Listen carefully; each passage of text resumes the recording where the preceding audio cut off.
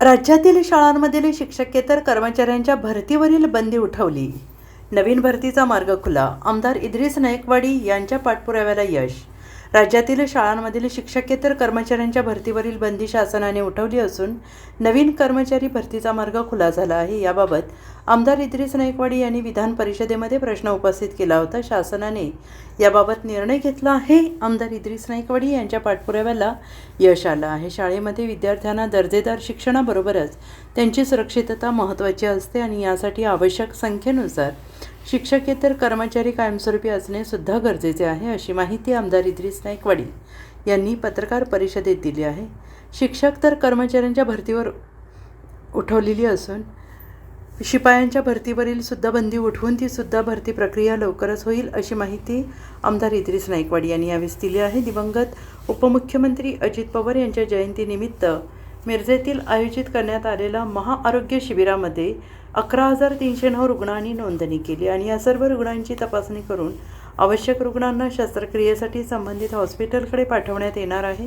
यामध्ये 1 ते 5 वयोगटातील 62 हृदयरोग संबंधित लहान मुलांची तपासणी करण्यात आली. यापैकी 22 जणांवर शस्त्रक्रिया केली जाणार आहे. अनेक विकारावरील रुग्णांची तपासणी केली असून योग्य ते पुढील उपचार त्यांना दिले जाणार आहेत. तसेच या शिबिरामध्ये 26 जणांनी अवयवदानासाठी फॉर्म भरले आहेत, अशी माहिती आमदार इद्रिस नाईकवाडी यांनी दिली आहे. महापालिका किंवा जिल्हा परिषदेतील शाळांमध्ये पटसंख्या वाढवण्यासाठी शासन प्रशासन याबरोबरच शिक्षकांची महत्त्वाची जबाबदारी आहे. शिक्षकांनी योग्य प्रकारे शिक्षण दिलं तर नक्कीच शासकीय शाळेकडील विद्यार्थ्यांचा आणि पालकांचा ओढा वाढू शकतो. मात्र दुर्दैवाने अनेक ठिकाणी महापालिकेतील शाळांमधील शिक्षक म्हणावे तसे शिक्षण देण्याबाबतची आपली जबाबदारी पार पडत नाहीत, अशी खंत हे आमदार इद्रिस नाईकवाडी यांनी व्यक्त केली आहे. माजी उपमुख्यमंत्री दिवंगत अजितदादा पवार यांनी माझ्यासारख्या कार्यकर्त्याला ताकद देण्यासाठी म्हणून त्या ठिकाणी विधान परिषदेत प्रतिनिधित्व करण्याची संधी दिली.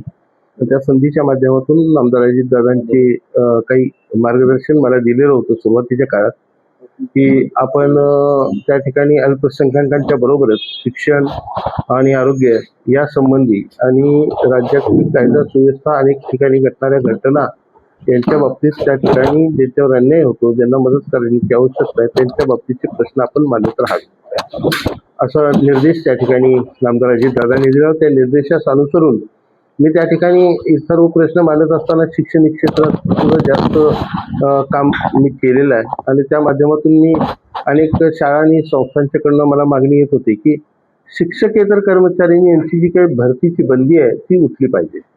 कारण जर शाळेत शिपाई नसेल, क्लर्क नसेल किंवा तो लॅब असिस्टंट नसेल, ग्रंथपाल नसेल तर कशी शाळा चालवणार? मग शिक्षकांनाच झाडलोट करायची का? शिक्षकांनाच बाकीच्या गोष्टी करायच्या? मुख्याध्यापकाने काय काय काम करायचं? तर त्या माध्यमातून मी विधान परिषदेत त्या संबंधीचे प्रश्न मी उपस्थित केले होते.